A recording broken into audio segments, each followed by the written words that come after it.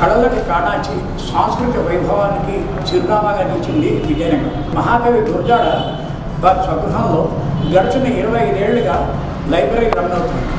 అయితే ఈ లైబ్రరీలో విద్యార్థులు చదువుకుంటూ పోటీ పరీక్షలు వంటి ఉత్తీర్ణులై అనేక ఉద్యోగాలు కూడా సంపాదించిన దాఖలాలు ఉన్నాయి. అయితే ఇటీవల కాలంలో ఆర్కియాలజీ డిపార్ట్మెంట్ వాళ్ళు అంటే పురావస్తు శాఖ వారు ఇక్కడ ఇలాంటి యాక్టివిటీస్ ఏ ఉండకూడదని చెప్పి లైబ్రరీని మూసివేశారు. దీనివల్ల విద్యార్థులకు ఎంతో ఇబ్బంది అవుతుంది. అయితే గురజాడ గృహాన్ని సందర్శించవచ్చునని, గురజాడ సాహిత్యాన్ని ఇక్కడ చదువుకోవచ్చని చెప్పి వారు వివరణ ఇచ్చారు. దీనిపై మరిన్ని వివరాలను ఇక్కడ గురజాడ గృహం నిర్వహిస్తున్న ఇంద్ర గారిని అడిగి తెలుసుకుందాం. చెప్పండి అంటే ఈనాడు లైబ్రరీ ఇక్కడ మీకు లైబ్రరీ రథం కారణం ఏంటి? విద్యార్థులు కూడా మాకు ఇబ్బంది అవుతుందంటే దీనికి ఏమిటి? 2015లో పురావస్తు శాఖ వారు గురజాడ అప్పారావు గారి గృహాన్ని 100 సంవత్సరాలు దాటిపోయిందని స్వాధీనం చేసుకోవడం జరిగిందండి. ఆ 2015 నుంచి లాస్ట్ 3 months వరకు కూడా లైబ్రరీ రన్ చేసాం. అయితే దానికి ఫండ్స్ DPRO ఇచ్చేవారు. ఆయన ద్వారా ప్రతి జిల్లాలోని ఒక public relation officer library run చేస్తారు. కాబట్టి ఆ నేపథ్యంలో గురజాడ అప్పారావు గారి ఇంట్లో గత 25 సంవత్సరాల నుంచి కూడా లైబ్రరీ రన్ అవుతుంది. అయితే 2015లో ఆర్కియాలజీ వాళ్ళు తీసుకున్న దగ్గర నుంచి కూడా అప్పుడప్పుడు వచ్చి చూడడం అరేంజ్ చేసి ఏ స్మారక భవనంలో కూడా లైబ్రరీ రన్ అవ్వట్లేదు. కాబట్టి ఈ గురజాడ అప్పారావు గారి స్మారక భవనంలో కూడా లైబ్రరీ రన్ అవ్వడానికి అవకాశం లేదు అని చెప్పి లైబ్రరీ తీసేయమని చెప్పి వాళ్ళు సూచించడం జరిగింది. ఆ మేరకు పబ్లిక్ రిలేషన్ ఆఫీసర్ వాళ్ళ లైబ్రరీని తొలగించారు. ఇక్కడ ప్రస్తుతం ఇది ఒక మాన్యుమెంట్గా అప్పారావు గారి యొక్క గృహ స్మారక భవనంగా మాత్రమే ఉంటుందండి.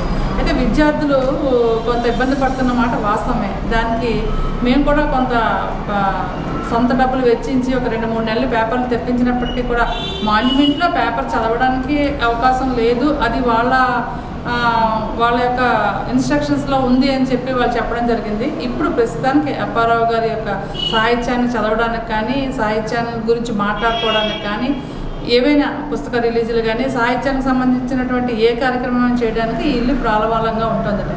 అయితే దీనికి ఇప్పుడు ప్రస్తుతం అయితే మాత్రం ప్రతి వాళ్ళు వచ్చి సందర్శకులు అప్పారావు గారి ఇల్లుని చూసి ఆయన చదివిన పుస్తకాలు, వాడిన వస్తువులను అన్నింటినీ కూడా చూసి భావితరాల వాళ్ళకి దీని యొక్క ఒక గొప్పదాన్ని తెలియజేయాలని మేము కోరుకుంటున్నాం. ఇప్పుడు సాహితీ సంస్థలు కూడా ఈ సభలు నిర్వహించుకోవచ్చా?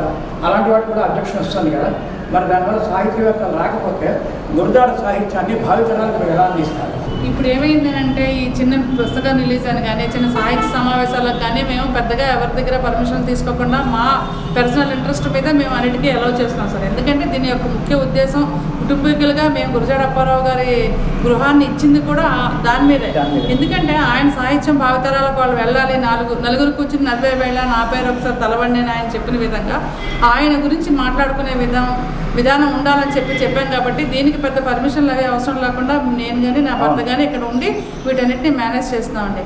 అయితే తర్వాత తరాల వాళ్ళకి రావాలి అంటే మేము స్కూల్లోకి వెళ్ళి విద్యార్థులను కూడా వారానికి ఏదో స్కూల్ వాళ్ళని పంపించి అప్పారావు గారి గురించి వాళ్ళు అప్పారావు గారి గురించి తెలుసుకునే విధంగా చేయమని కూడా మేము చెప్పడం జరుగుతుందండి. గురజాడ సాహిత్యాన్ని భావితరాలకు అందించాలన్నా, దేశం అంటే మట్టి కాదో మనుజులే అన్న ఆయన దేశభక్తి గీతం నేటి యువతరానికి అందించాలన్నా, ఈ సాహితీ ప్రక్రియ మరో తరానికి అందించాలన్నా గురజాడ గృహానికి విద్యార్థులు ఎక్కువ సంఖ్యలో రావాలి. గతంలోలాగే ఇక్కడ లైబ్రరీ కాకపోయినా చదువుకునేందుకు వీలు కల్పించాలి. ఇది ఒక ప్రత్యేకంగా ఆర్కియాలజీ డిపార్ట్మెంట్ వాళ్ళు మిగిలిన మాన్యుమెంట్గా కాకుండా ఇక్కడ పాడైపోయే వస్తువులు అయితే వారి గృహాన్ని సందర్శించడం ఒక మహద్భాగ్యంగా భావించాలి. వారి పిల్లలు ఇక్కడున్న నేటి తరం వాళ్ళు చదువుకునేందుకు అనుకూలంగా వారి సాహిత్యాన్ని తెలుసుకునేందుకు అనుకూలంగా ప్రత్యేక అనుమతులు ఒక ప్రత్యేక కేసు కింద దీన్ని భావించి వాళ్ళకి ఇస్తే బాగుంటుందని ప్రజలు భావిస్తున్నారు. చక్రవర్తి, విజయనగరం.